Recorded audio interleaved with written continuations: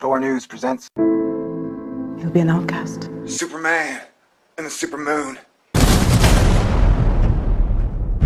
That's right, I'm back, and it feels like forever since I got to make a video.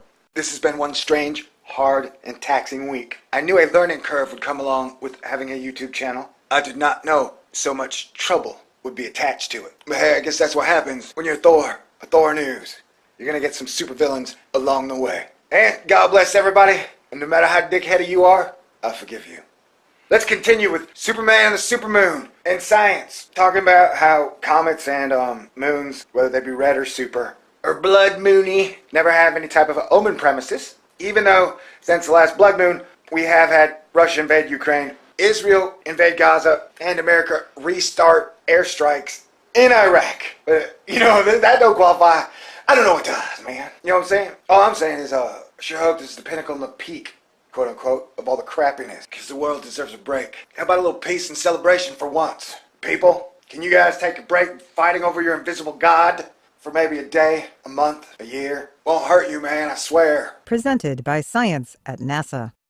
In June of last year, a full moon made headlines.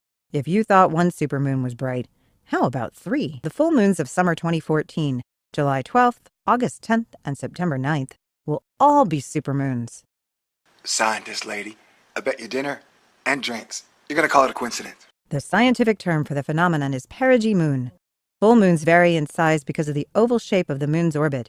The moon follows an elliptical path around Earth, with one side, perigee, about 50,000 kilometers closer than the other, apogee. Full moons that occur on the perigee side of the moon's orbit seem extra big and bright. You said seem. Do you not agree, love? I mean, scientist lady.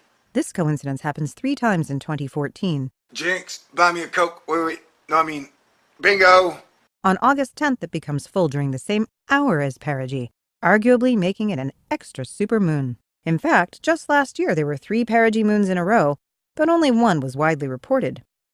Also, there are no rulers floating in the sky. The moon illusion is probably what will make people remember this coming set of full moons, more than the actual view of the moon itself. Moon illusion?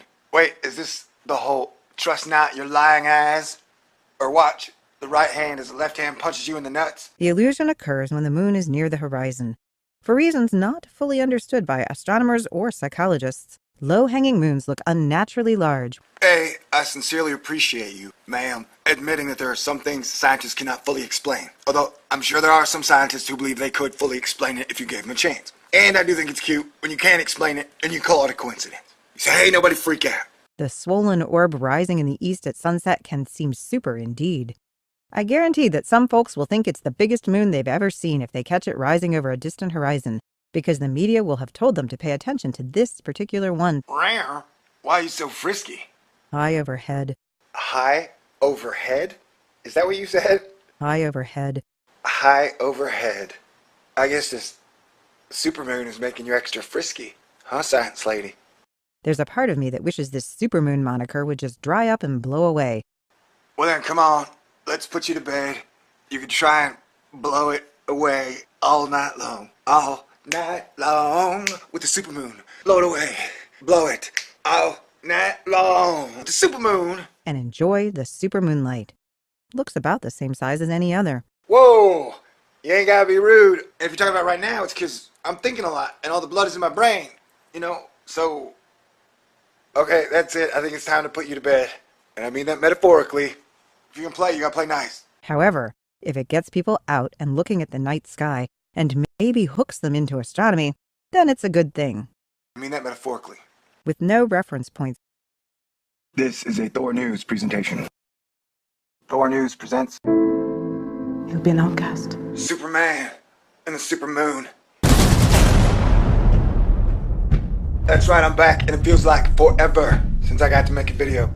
This has been one strange, hard, and taxing week. I knew a learning curve would come along with having a YouTube channel. I did not know so much trouble would be attached to it. But hey, I guess that's what happens when you're Thor News.